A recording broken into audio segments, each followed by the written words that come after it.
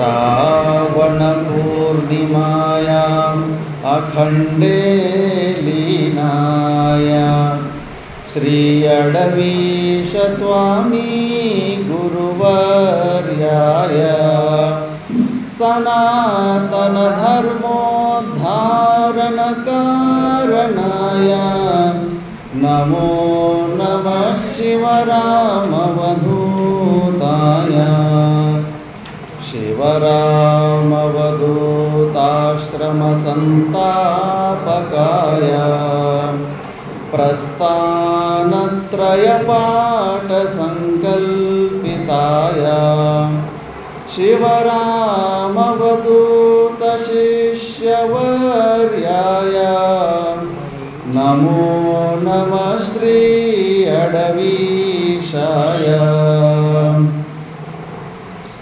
ओम श्री शिवरामवधूत गुरुस्तव दशकं स्वभावचिन्मयानन्दं कृपापूर्णं जगत्पतिं हर्षड्वर्गजेतारं शिवरामगुरुं भजे।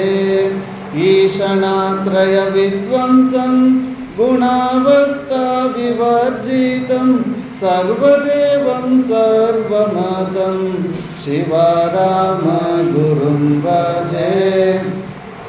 सर्वकर्तृत्व भोक्तृत्व नियन्तृत्व विवर्जितं सकलागमसंवेद्यं शिवरामगुरुं भजे।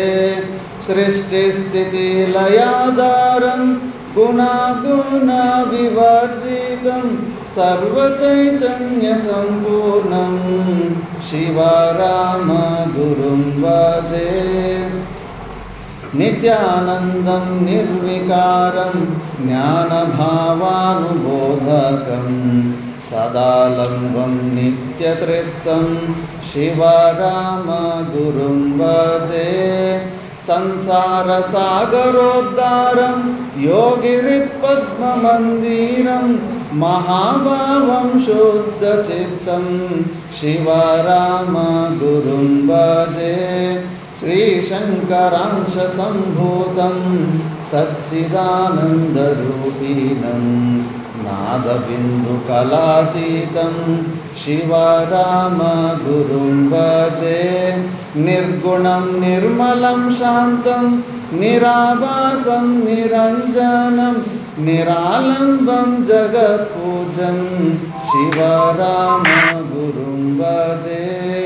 परं ज्योतिस्वरूपं तं सर्वसाक्षिस्वरूपिणं सर्वकार्यसमुत्साहं शिवरामगुरुं भजे। अवधूतं महात्मानं मुनियोगीशसेवितं सन्मुनीन्द्रशिरोरत्नं शिवरामगुरुं भजे। सन्मुनीन्द्रशिरोरत्नं शिवरामगुरुं भजे। మొట్టమొదట ఆశ్రమముక అధిష్టాత్రి దేవుళ్ళైన జ్ఞానప్రసూనాంబ సమేత పంచాయతన అందరు దేవతలకు ప్రణామం చేస్తూ, అలాగే అర్చనీయ వందనీయ శ్రోత్రియ బ్రహ్మనిష్ట బ్రహ్మలీన శ్రీ శివరామ అవధూత స్వాముల వారికి ప్రణామం చేస్తూ, వారి యొక్క అనురూపమే అయిన అర్చనీయ వందనీయ శ్రోత్రియ బ్రహ్మనిష్ట బ్రహ్మలీన అడవిశ స్వామీజీ వారికి ప్రణామం చేస్తూ, మంచాసీనులైన జ్ఞానబిద్దులైన పరమ పూజ్యులు అర్చనీయ వందనీయ శ్రోత్రియ బ్రహ్మనిష్ట గురు చరణానంద గిరి మాతాజీ వారి చరణాలకు ప్రణామం చేస్తూ, అలాగే తండ్రి లాంటి ప్రేమ చూపే పరమ పూజ్య అర్చనీయ వందనీయ శ్రోత్రియ బ్రహ్మనిష్ట నిత్యానంద భారతీ స్వాముల వారికి ప్రణామం చేస్తూ, పరమ ప్రేమాస్పదమైన అర్చనీయ వందనీయ శివయోగానంద సరస్వతుల స్వాముల వారికి ప్రణామం చేస్తూ, బెంగళూరు నుంచి విచ్చేసిన ఉమేష్ ఆనంద మాతాజీ వారికి ప్రణామం చేస్తూ, అలాగే ఆశ్రమ పెద్దలైన శివానంద స్వాముల వారికి ప్రణామం చేస్తూ, వక్తలకు భక్తులకు అందరికీ నారాయణ స్మరణ.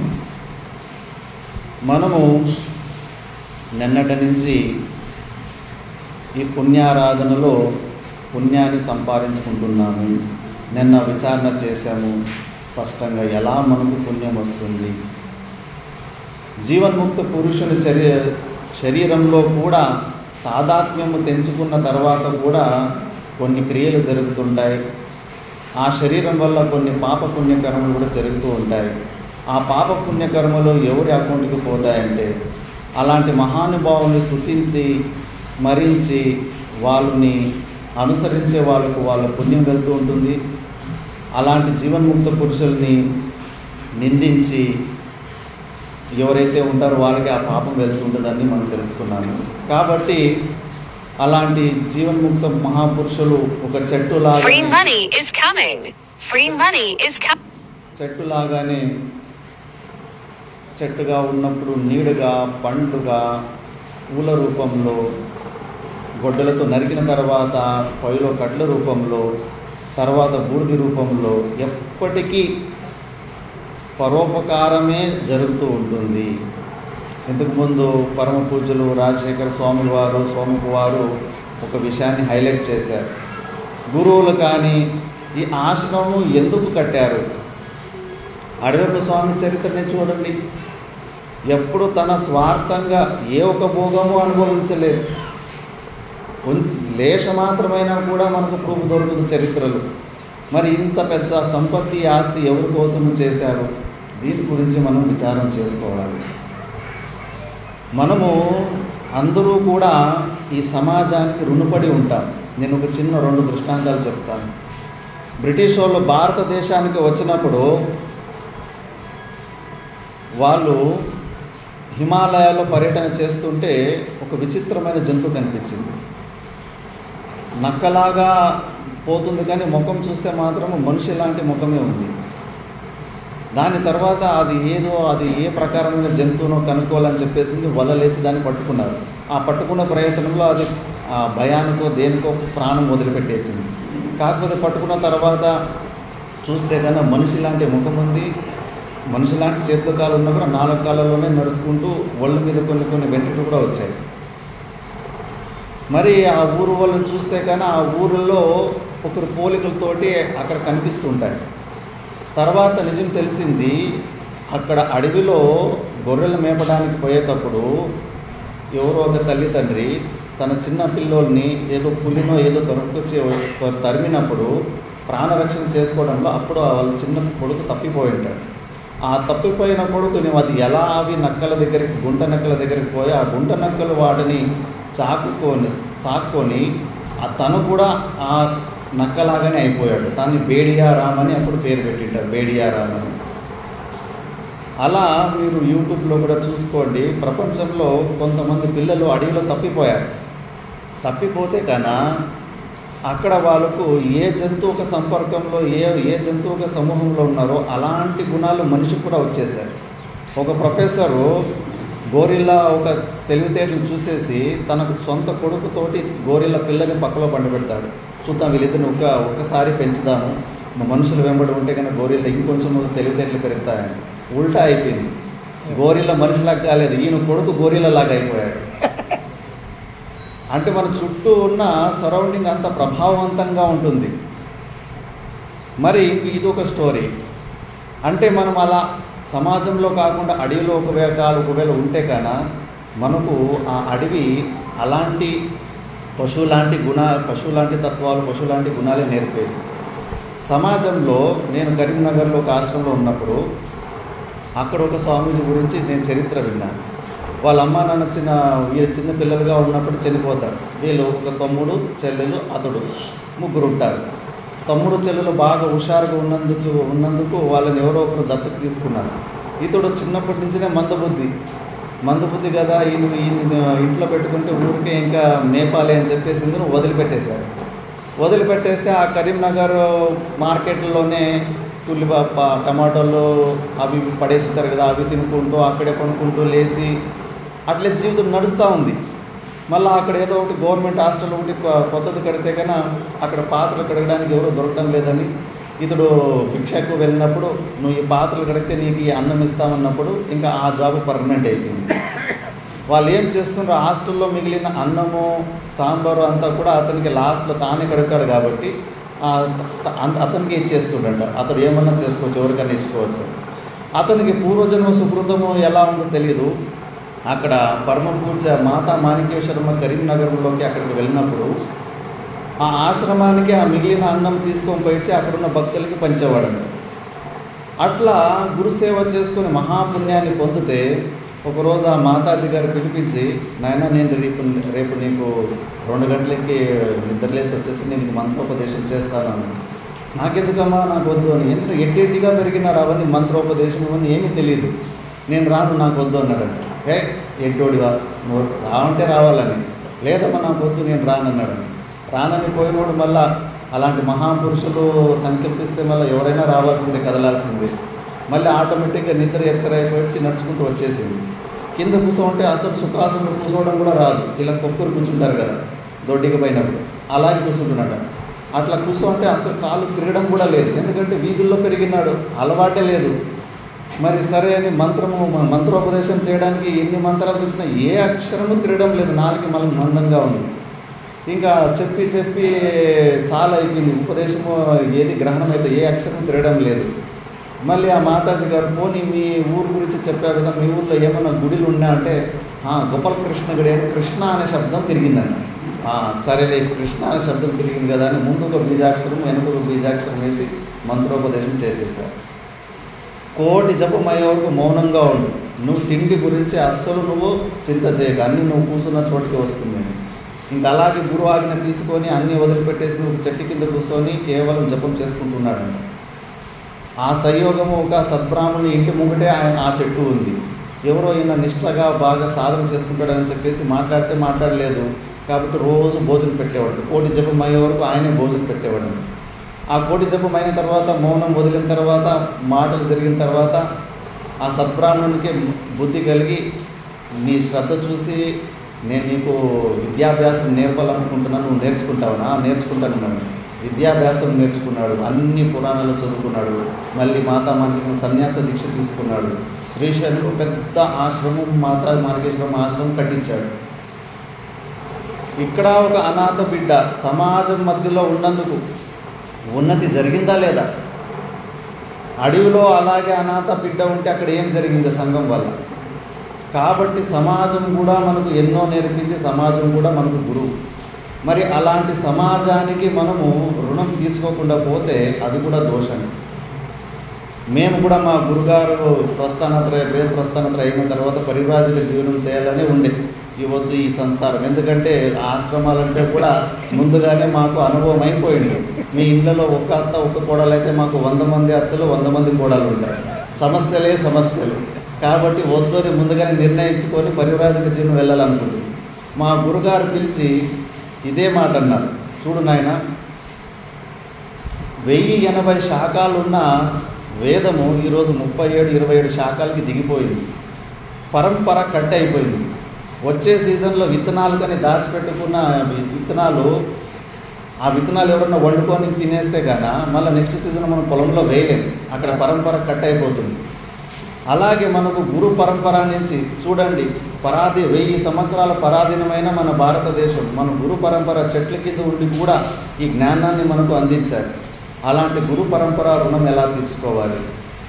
ఇంటి వదిలిపెట్టి బయటకు వచ్చినప్పటి నుంచి ఇప్పుడు 2010లో ఇల్లు వదిలిపెట్టారు. ఇప్పటి వరకు 15 సంవత్సరాలు అయింది. 15 సంవత్సరాలు మీరంతా పరిశ్రమ చేసి కష్టపడి తెచ్చిచ్చిన అన్నం తింటేనే ఈ శరీరం పెరిగింది. మరి ఇలాంటి సమాజం ఒక రుణం ఎలా తీర్చుకోవాలి? మనం వీళ్ళ సంగతి ఏంటి? రెండు వైపులో ఉండాలి. కొద్దిగా ఆలోచించు. నీకు ఇదే నేను గురుదక్షిణ అడుగుతున్నాను. నువ్వు 1 బ్యాచ్ లేదా 2 బ్యాచ్లు నువ్వు చదువుకున్న శాస్త్రాన్ని పంచిన తర్వాత మళ్ళీ నీ తర్వాత నువ్వు పరివ్రాజక జీవితం పోవాలి. అలాగే మహానుభావులు ఆ భావన ఉంటుంది. నేను కూడా చాలామందిని చూశాను, ఎంత కంజూసుడైనా కూడా తిరుపతికి వెళ్తూ ఉంటుంది, ఎంత కంజూసైనా అక్కడ భోజనం తిన్న తర్వాత వాడిలో ఒక వృత్తి వస్తుంది, వాడు ఉండిలోకి కొన్ని డబ్బులు వేస్తాడు. నేనే చూశాను చాలామంది. ప్రతి ఒక్కరికి కూడా ఆ భావన ఉంటుంది. అలాగే మనం కూడా ఈ సమాజం మీద అలాంటి ఒక రుణం తీర్చుకోవాలి, సమాజానికి మనము ది బెస్ట్ ఇవ్వాలి అనే భావన ఉండాలి. అందులో ఇంకా సాధువుల గురించి చెప్పడానికి ఇంకేమంటారు? ఎందుకంటే జ్ఞానం పొందాలంటే కన్నా అంతఃకరణ శుద్ధి 100% ఉండాలి. ఆ అంతఃకరణ శుద్ధి కావాలంటే కన్నా శతకోటి జన్మల నుంచి పుణ్యకర్మలు చేసుకొని వస్తే కానీ అది అంతఃకరణ శుద్ధి రాదు. పరోపకార పుణ్యాయ పరోపకార పాపాయ పరపీడనం. పుణ్యం ఎలా సంపాదించుకోవాలంటే పరోపకారాలు చేస్తూ ఉంటే వస్తుంది. మనసా వాచ కర్మన ఇతరులకి పరోపకారం చేస్తే పుణ్యం, మనసా వాచ కర్మ ఇతరులకి ఇబ్బందులు పెడితే పాపం వస్తుంది. మరి అన్ని జన్మల నుంచి పుణ్యకర్మలు చేసుకొని వచ్చిన వ్యక్తి మరి అది అలవాటైపోయింటుంది సాధువులకి. అందుకే పరమ పూజ్య రాజశేఖర స్వామి గారు, శోభ గారు, మహాపురుషులు ఈ ఆశ్రమాలు ఇవన్నీ కూడా మన కోసమే చేశారు. ప్రతి క్షణము కూడా మన కోసమే జీవిస్తూ ఉంటారు. తీర్ణా స్వయం భీమ భవార్ణవం అహేతు నాణ్యాన్నపి తారయంత. వాళ్ళు స్వయంగా దాటిపోయి ఉంటారు ఆ సంసారాన్ని. అయినా కూడా ఇతరులు కూడా ఆత్యంతిక దుఃఖ నివృత్తిని పొందుని అనే ఒక స్వభావం అయిపెట్టుంది. అయం స్వభావ స్వతయేవ యత్పర శ్రమాపనోద ప్రవణం మహాత్మనం. ఇతరుల పరిశ్రమను తొలగించడంలో ఎక్స్పర్ట్ అంట ప్రవణం మహాత్ములు. ఎందుకు అంటే అయం స్వభావ, అగ్గి వేడిగా ఉందంటే ఏమంటారు? దాని స్వభావం అంటే వాళ్ళ స్వభావం అలా ఉంటుంది. కాబట్టి అలాంటి మహా పుణ్య పురుషుని నిమిత్తి కారణంగా మనం ఈ కార్యక్రమం జరుపుకుంటున్నాము. ఈ కార్యక్రమంలో విషయం మాండూక్యోపనిషత్తు పెట్టింది. నాకు బాగా తెలిసిందే ఈ కార్యకాల గురించి, సబ్జెక్ట్ అయితే పూర్తిగా రాలేదు. అయినా కూడా సంస్కారం రావాలి. ఎందుకంటే మనందరికీ కూడా షార్ట్ కట్లు అంటే చాలా ఇష్టం. ఫాస్ట్ ఫుడ్ తింటున్నాం కదా, అందుకే మీకు మోక్షంలో కూడా షార్ట్ కట్ కావాలంటే సాక్షాత్ శ్రీరామచంద్ర ప్రభులే చెప్పారు. మాండుక్యం ఏకం ఏవ అలం ముముక్షునాం భవబంధ విముక్తయే. లక్ష్మణుడికి చెప్పాడు, హనుమంతుడికి చెప్పాడు ఈ మాట. ఒక్క మాండుక్యం చాలు, అటు ఇటు ఎక్కడ పోవాల్సిన అవసరం లేదు అని. నేను చదువుకున్న రిషికేశ్ కైలాసాశ్రమంలో చోటా మహారాజుని మహాపురుషుడు ఉండేవాడు. ఆయన కూడా ఒక భక్తుడికి ఇలాగే చెప్పాడు, నువ్వు ఏమి చేయకు, కేవలం మాండుక్య 12 మంత్రాలు, మళ్ళీ ఆ కారికాలు ఏదైతే ఉన్నాయి 4 ప్రకరణాలు ఉంటాయి. ఆగమ ప్రకరణము, వైతత్య ప్రకరణము, అద్వైత ప్రకరణము, అలాత శాంతి ప్రకరణము. పరమ పూజ్య మాతాజీ గారు అలాత శాంతి ప్రకరణం గురించి చూపించారు.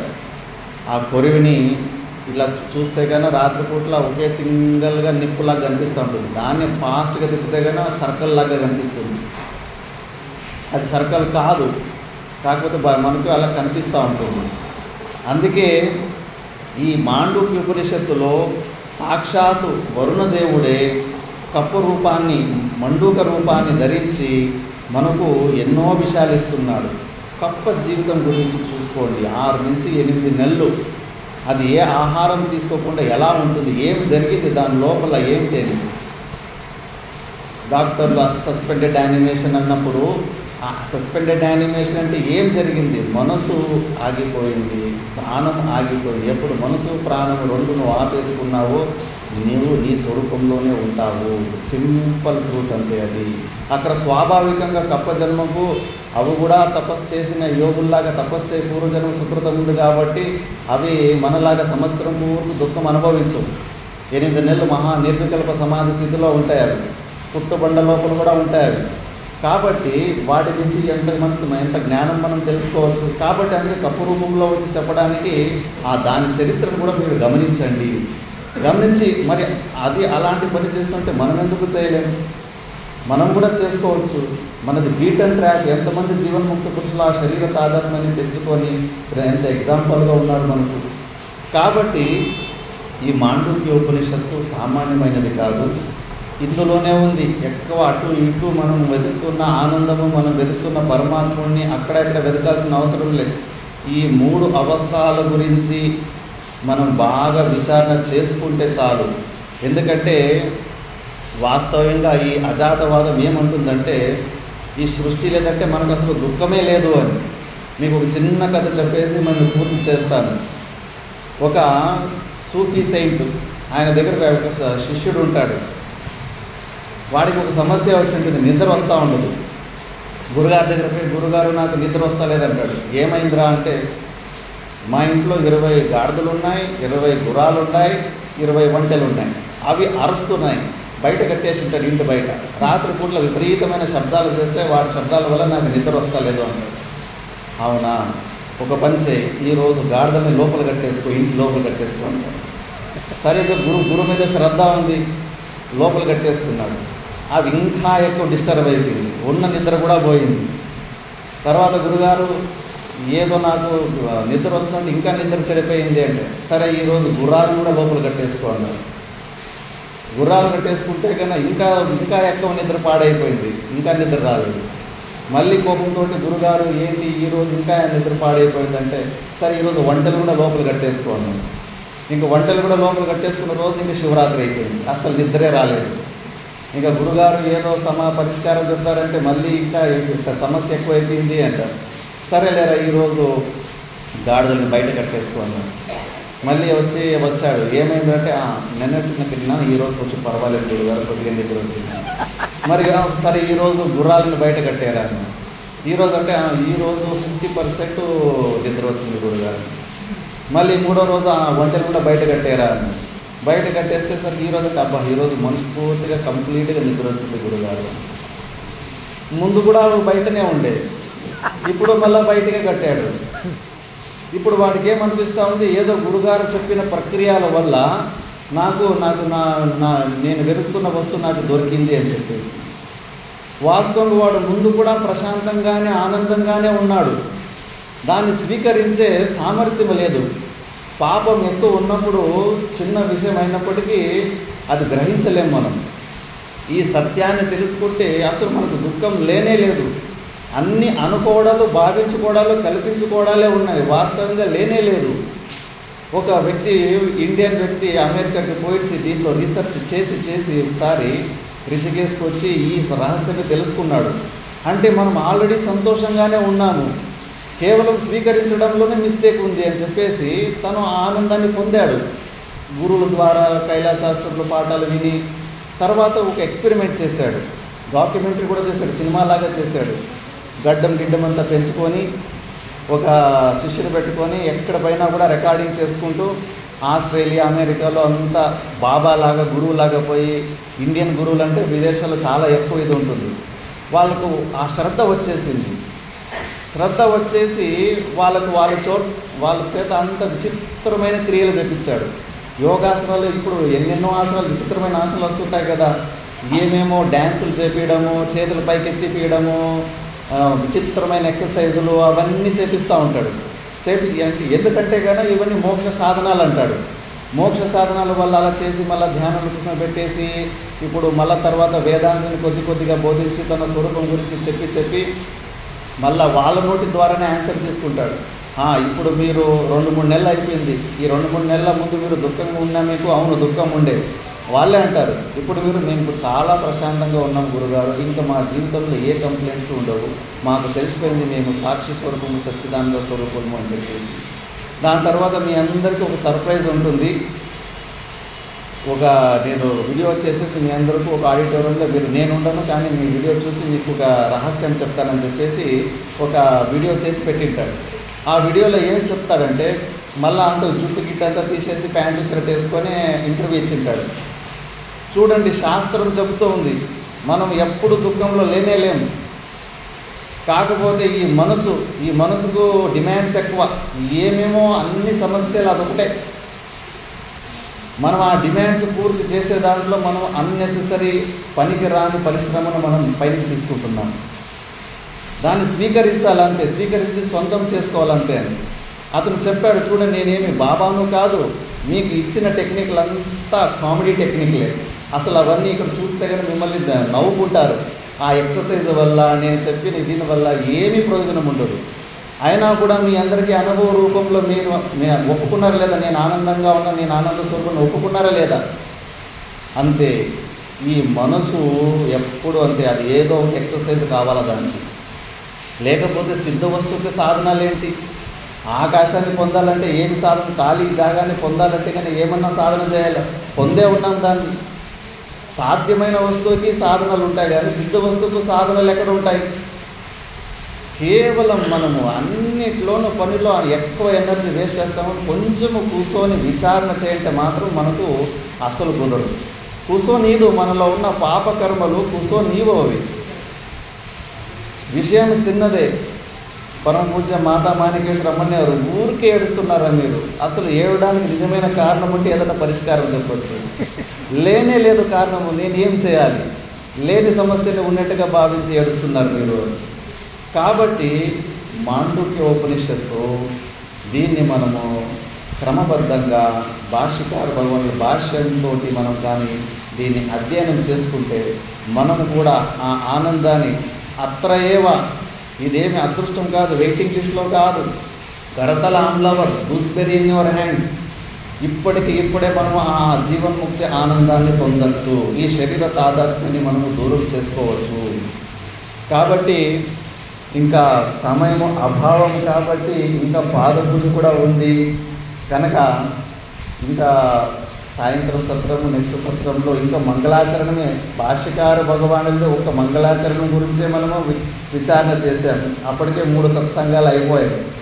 రెండో మంగళాచరణం ఈరోజు పరమ పూజ ఈరన్న గారు ఆ విషయమే చెప్పేశారు. కనీసం ఆ మంగళాచరణాన్ని కొద్దిగా చెప్పుకుందాం. భాష్యకార భగవాన్ ఫస్ట్ విధిముఖంగా ఒక మంగళాచరణం చేశారు భాష్యకార భగవానుడు శంకరాచార్యులు. ఇప్పుడు నిషేధముఖంగా ఇంకో మంగళాచరణం చేస్తున్నారు. యో విశ్వాత్మా విదిజ విషయాన్ ప్రాశ్యభోగాన్ స్తవిష్టాన్ పశ్చాత్ అన్యాన్ స్వమతి విభజాన్ జ్యోతిషాస్వేన సూక్ష్మాన్ సర్వాన్యేతాన్ పునరపి శనైః స్వాత్మని స్థాపయిత్వా హిత్వా సర్వాన్ విశేషాన్ విగత గుణగణః పాత్వసో నస్తురీయః. ఆ తురీయ అవస్థకు నమస్కారం చేస్తున్నారు. ఓ పరమాత్మ, నువ్వు జాగ్రత్త అవస్థలో, ఓ విశ్వాత్మ, జీవసాక్షి పేరు విశ్వ. స్వప్నావస్థలో జీవసాక్షి పేరు తైజసం. సుషుప్తి అవస్థలో జీవసాక్షి పేరు ప్రాజ్ఞ. కేవల సాక్షిలో నిత్యంగా అన్నిట్లోనూ ఒకే రాగానే ఉన్నాడు. జీవసాక్షిలో మూడు కర్తల్లాగా నువ్వే ఈ ప్రపంచాన్ని అనుభవిస్తూ అన్యాన్ స్వమతి విభజాన్, నీ ముఖ స్వయం జాగ్రత్త అవస్థలో ఉన్న సంస్కారం వల్ల స్వప్నంలో కూడా అక్కడ కూడా ఒక కొత్త సృష్టిని చేసుకొని అక్కడ కూడా నువ్వు అనుభవిస్తూ లాస్ట్కి ఇంకా వద్దు అలసిపోయి ఇక్కడ ఏమీ లేదు అని చెప్పేసి మళ్ళీ సుషుప్తి అవస్థలో సర్వానేతాన్ పునరపి శనైః స్వాత్మని స్థాపయిత్వా. ఎవరికైనా కానీ వివేకం ఉంటే తొందరగా అలసట వచ్చేస్తుంది. అందుకే అన్నమయ్య గారు కూడా అంటారు, అంతర్యామి అలసితి సొలసితి అని చెప్పేసి. సాధన బాగా చేసుకున్నప్పుడు, వివేకం ఉన్నప్పుడు ఈ శ్రవణ మనన శాస్త్రం కూడా ఒక నిచ్చెన లాంటిదే. దాని తర్వాత మళ్ళీ ఆ నిచ్చెనను కూడా పట్టుకోవద్దు. ఆ నిచ్చెన అలాగే ఉంటే కన్నా మళ్ళీ కిందకి దిగాలనిపిస్తూ ఉంటుంది. ఏదో ఒక రోజు అలసట వచ్చిన తర్వాత ప్రతిరోజు మనం అలసిపోయినందుకే నిద్రకి వెళ్తూ ఉంటాం. అది ఏమిక మన స్వరూపమే. స్వాత్మని స్థాపయిత్వా. ఇలా రోజు మనం ఇదే పని చేస్తున్నాం. ఉన్నది ఒకటే స్వరూపమే. అన్నిటినీ వదిలిపెట్టేస్తాము. ఎక్కువసేపు మనం ఈ జాగ్రత్త స్వప్నంలోనే ఉండలేము. సుషుప్తి అవస్థ మనకు ఒక 2-3 రోజులు సుషుప్తి అవస్థ రాలేదంటే కానీ ఆత్మహత్య చేసుకుంటాం, పిచ్చోళ్ళు అయిపోతాం. టెస్ట్ కూడా చేశారు. 3 రోజులు ఒక వ్యక్తిని నిద్రపోనియకుండా ఆపితే తనకు ఎంత ప్రకారమైన భ్రాంతులు వచ్చాయంటే కనిపించని వస్తువులని కనిపించినట్టు కనిపిస్తూ ఉంటాయి. అంత విపరీతమైన భ్రాంతుల్లోకి వెళ్ళిపోతాం మనం ఆ సుషుప్తి అవస్థ కానీ మనకు రాకపోతే కానీ. కాబట్టి ప్రతిరోజు మన స్వరూపంలోనే మనమే ఇలాంటి 3 ప్రకారాల జీవసాక్షుల్లో ఈ ప్రపంచాన్ని అంతా అనుభవిస్తూ మళ్ళీ మన స్వరూపంలో మనము శాంతమవుతున్నాము. అలాంటి విగత గుణగణః, ఏ గుణాలు లేని నిర్గుణ నిరాకార స్వరూపమైన తురీయ స్వరూపం అంటే మన సచ్చిదానంద స్వరూపమైన పరమాత్మ అసౌ నహ అంటే అస్మాకం, మమ్మల్ని పాతు, మమ్మల్ని రక్షించు అని చెప్పేసి ఇలా నిషేధముఖంగా భాష్యకార భగవానుడు ప్రార్థిస్తున్నారు. ఈ ప్రార్థనల వల్లనే ఇది నమస్కారాత్మకము మరియు విషయ ప్రతిపాదాత్మకమైన నమస్కారం. ఇందులో విషయం కూడా ఉంది. కాబట్టి ఉన్నది ఒకటే స్వరూపం. మనం ఎలాగ మన స్వప్నంలో ఉన్న సృష్టికి మొత్తము మనమే దాని స్వరూపం అయిపోయి ఉంటామో, పరమాత్ముడు కూడా అంతే. ఈ సకల జగత్తు తానే అయి ఉన్నాడు, తానికి అతిరిక్తంగా లేడు. బ్రహ్మసూత్రాల మంచి సూక్ష్మం ఒకటి వస్తుంది, జన్మాదస్య యతః అని. అక్కడ పరమాత్మని నిరూపించాలి యుక్తి ద్వారా. ఇప్పుడు కుండ కనిపించిందంటే ఈ కుండను చేసిన వాడు ఎవడో ఒకడు ఉండాలి అని చెప్పేసి కుండ చేసే కులాలని ప్రమాణంతో సిద్ధమైపోతుంది. అలాగే ఈ జగత్తు మనకు ప్రతీతిలో కనిపిస్తుంది అంటే కన్నా దీనికి సృష్టికర్త రూపంలో కూడా ఎవడో ఒకడు ఈశ్వరుడు దీన్ని చేసిండాలని ఈశ్వరుని సిద్ధం చేస్తారు. అక్కడ భాష్యకార భగవానులు ఒక సృష్టిని తీసుకొని మనము ఈశ్వరుణ్ణి ఉన్నాడని సిద్ధించవచ్చు. అక్కడ పాలన మళ్ళీ లయాన్ని కూడా తీసుకుంటాడు.